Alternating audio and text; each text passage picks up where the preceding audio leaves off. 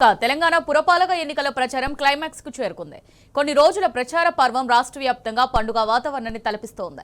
ఇవాళ సాయంత్రంతో మైకులు మూతపడడంతో అభ్యర్థులు ఓటర్లను ప్రసన్నం చేసుకునేందుకు ఆఖరి ప్రయత్నాల్లో మునిగిపోయారు. ప్రచారానికి కొన్ని గంటలు మాత్రమే మిగిలి ఉండడంతో అన్ని పార్టీల అగ్రనేతలు క్షేత్రస్థాయిలో ప్రచారం నిర్వహిస్తున్నారు. అభ్యర్థులు పాదయాత్రలు, బైక్ ర్యాలీలు, ఇంటింటి ప్రచారంతో హోరెత్తిస్తున్నారు.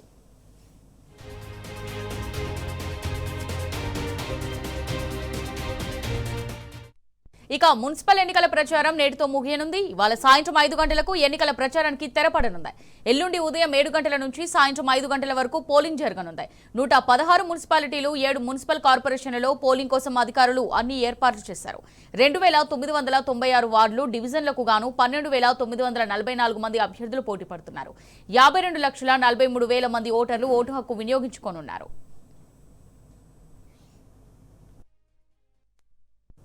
దీనికి సంబంధించి మరిన్ని డీటెయిల్స్ మా రిపోర్టర్ కిరణ్ అందిస్తారు. కిరణ్, మున్సిపల్ ఎన్నికల ఏదైతే ప్రచారం ఈ రోజు సాయంత్రంతో ముగియనుంది. 5 గంటల తర్వాత ఎల్లుండి 6 గంటల వరకు కూడా పూర్తిగా ఇటు మద్యం దుకాణాలు కావచ్చు, లేదంటే ప్రచారాలు కూడా నిర్వహించేందుకు ఇటు నిషేధం విధించింది రాష్ట్ర ఎన్నికల సంఘం.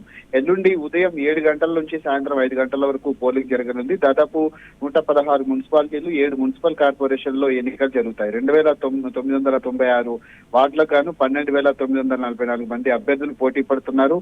అయితే కాకుండా ఓటర్కు దాదాపు 52,43,000 మంది ఓటర్లు ఓటర్కు వినియోగించుకున్నారు. ఇందులో 25,62,200 మంది పురుష ఓటర్లు, 26,80,000 మంది మహిళా ఓటర్లు ఉన్నారు. పూర్తిగా గత వారం రోజుల నుంచి హోరాహోరీగా ఎన్నికల ప్రచారం అనేది కొనసాగింది. ఈ రోజు సాయంత్రం నుంచి ఎల్లుండి వరకు కూడా డబ్బు, మద్యం పంపిణీ పైన ఎన్నికల అధికారులు ప్రత్యేకంగా ఫోకస్ చేయనున్నారు. అయితే ప్రధానంగా రాష్ట్ర ఎన్నికల సంఘం కొన్ని విషయాల్లో చూసి చూడనట్టుగా వ్యవహరిస్తుంది. గతంలోనూ గ్రామ పంచాయతీ ఎన్నికల్లోనూ ఇదే మాదిరిగా మనకు కనిపిస్తుంది. అధికార పార్టీ శంకుస్థాపనలు కావచ్చు, అభివృద్ధి కార్యక్రమాలకు ఎక్కడికక్కడ ఏర్పాట్లు చేసుకుని బహిరంగ సభల్లోనే ప్రకటించడం అనేది ఎన్నికల కోడ్కు ఉల్లంఘన కిందికి వస్తుంది. కానీ ఈ అంశాలు ఏవి కూడా పట్టించుకోవట్లేదు.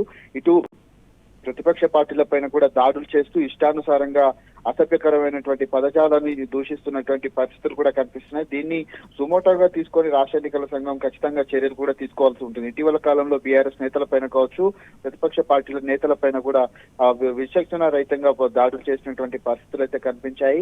వీటన్నిటిపైన కూడా కనీసం పట్టించుకున్నటువంటి రాష్ట్ర ఎన్నికల సంఘం ఎన్నికల సంఘానికి సంబంధించినటువంటి అంశాలు కూడా ఎల్లుండి జరిగేటువంటి ఎన్నికలకు ఏ విధంగా నిర్వహిస్తుంది, అసలు ఏర్పాట్లపైన ఎలాంటి ప్రణాళికలు చేస్తున్నది మాత్రం కొంత ప్రశ్నార్థకంగా మారినటువంటి నేపథ్యంలో గత వారం రోజుల నుంచి కూడా అభ్యర్థులు ఓటర్లను ప్రలోభాలకు గురి చేయకుండా ఏదైతే ప్రసన్నం చేసుకునేందుకు కూడా పూర్తి స్థాయిలో ఎన్నికల ప్రచారాలు కూడా నిర్వహించారు. ఇటు బీఆర్ఎస్ పార్టీ కూడా పెద్ద మొత్తంలో ఇటు ఎన్నికల ప్రచారాన్ని కూడా నిర్వహించింది. అనేక బహిరంగ సభలు కూడా నిర్వహించినటువంటి నేపథ్యంలో పార్టీ నేతలంతా కూడా జిల్లాలోనే మోహరించి ఇటు పూర్తి స్థాయిలో మున్సిపల్ ఎన్నికల ప్రచారాన్ని అయితే నిర్వహించారు. ఈ రోజు సాయంత్రం వరకు అయితే ఎన్నికల ప్రచారం ముగిసిన తర్వాత ఎల్లుండి పోలింగ్ అయితే జరగనుంది. ఈ నెల 13వ తేదీన పోలింగ్ ఫలితాలు అనేది వెలువడేటువంటి అవకాశం అయితే కనిపిస్తుంది. కిరణ్, ఇప్పుడు మనం చూసుకున్నట్టయితే ప్రజలు గత బీఆర్ఎస్ హయాంలో 10 ఏళ్ల పాలన చూశారు, అలాగే 2 ఏళ్ల కాంగ్రెస్ పాలన కూడా చూశారు కదా. ప్రస్తుత పరిస్థితులను బట్టి చూస్తే అభివృద్ధి పరంగా చూసినట్టయినా, దేని పరంగా చూసినట్టయినా ప్రజలు ఏ పార్టీ వైపు మొగ్గు చూపే అవకాశం ఎక్కువగా కనిపిస్తోంది? ఖచ్చితంగా, ఎందుకంటే బీఆర్ఎస్ వైపే ఎక్కువ మొగ్గు చూపుతున్నారు. ఎందుకంటే గత 10 ఏళ్ల పాలన చూశారు. 2 సంవత్సరాలు వాళ్ళు ఇచ్చినటువంటి అడ్డగోలు హామీల పైన కూడా వాళ్ళు విసిగి వేజారినటువంటి పరిస్థితి మనకు కనిపిస్తుంది.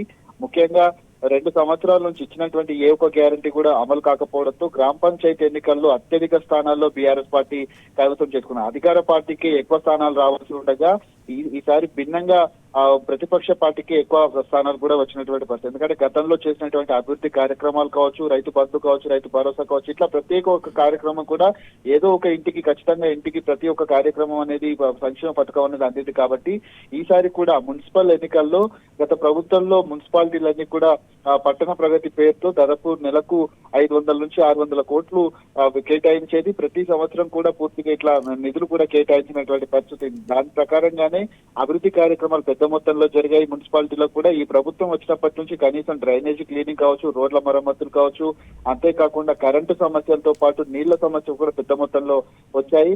ఖచ్చితంగా 2 సంవత్సరాల నుంచి కాంగ్రెస్ పార్టీ ఇచ్చినటువంటి ఏ ఒక్క హామీ కూడా నెరవేర్చలేదు. కాబట్టి ఈసారి బీఆర్ఎస్ పార్టీ